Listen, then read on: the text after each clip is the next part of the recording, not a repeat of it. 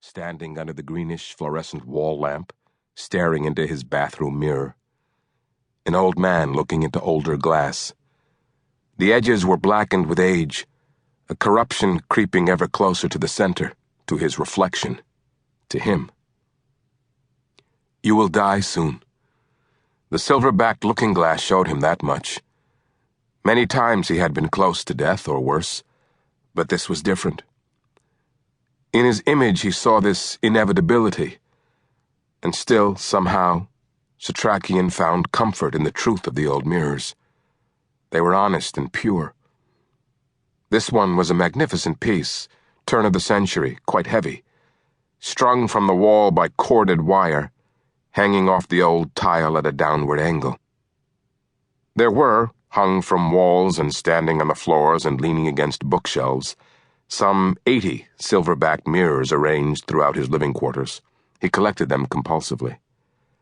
As people who have walked through a desert know the value of water, so Satrakian found it impossible to pass up the acquisition of a silver looking-glass, especially a smaller, portable one. But more than that, he relied upon their most ancient quality.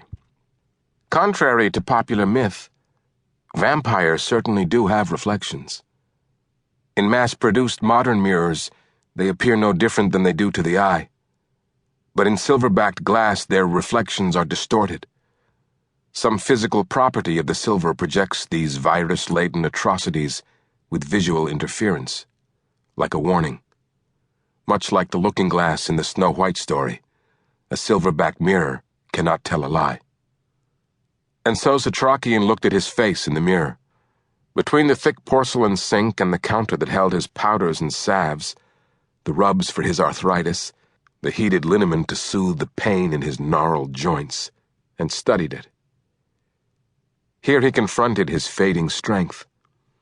The acknowledgement that his body was just that, a body, aged and weakening, decaying, to the point where he was unsure if he would survive the corporeal trauma of a turning. Not all victims do survive it.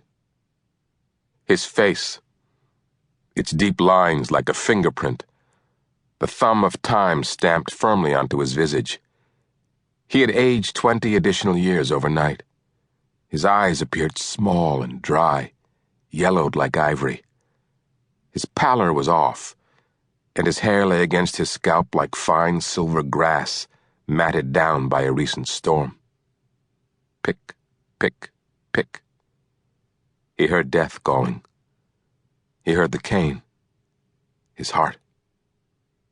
He looked at his twisted hands, molded by sheer will to fit and hold the handle of that silver cane sword, but able to do little else with any dexterity. The battle with the Master had weakened him greatly. The Master was stronger even than Satrakian had remembered or presumed. He had yet to process his theories spawned by the Master's survival in direct sunlight that weakened and marked him, but did not obliterate him. The virus-smashing ultraviolet ray should have cut through him like the power of 10,000 silver swords, and yet the terrible creature had withstood it and escaped. What is life, in the end, but a series of small victories and larger failures? But what else was there to do? Give up? Satrakian never gave up. Second-guessing was all he had at the moment. If only he had done this instead of that. If he could have somehow dynamited the building once he knew that the Master was inside. If F had allowed him to expire, rather than saving him at that last critical moment. His heart was racing again, just thinking of lost opportunities, fluttering and skipping beats, lurching, like an impatient child, inside him, wanting to run and run. Pick, pick, pick. A low hum purred above the heartbeat. Satrakian knew it well. This was the prelude to oblivion, to waking up inside an emergency room, if there were any still operating.